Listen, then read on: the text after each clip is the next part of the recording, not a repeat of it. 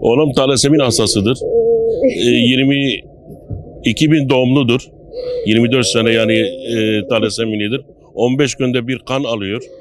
Bu sabah onu gönderdik kan almak için.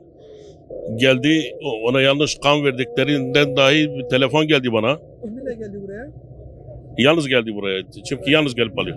Yok iki tane arkadaşı var. Arkadaşıyla beraber aynı odada kalıyorlar.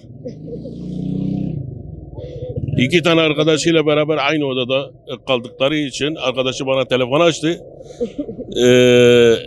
Yanlış kan verildiği için Furkan'ın bayıldı kendisi.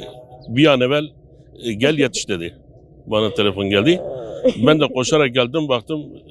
Ben oğluma telefon açtım. Oğlum onu aldılar. Beraber doktorla beraber yoğun bakıma koymuşlar şu anda. Ne olacağı belli değildir. Başkalarının başına gelmesini istemiyorum. Hiçbir bilgi almadık. Bizi neredeyse kovar gibi yaptılar. Hemşireler. Evet. Şu anda yoğun bakımdadır. Şikayetçi olacağız. Bizim çocuğumuz çıkıp çıkmayacağı da belli değildir.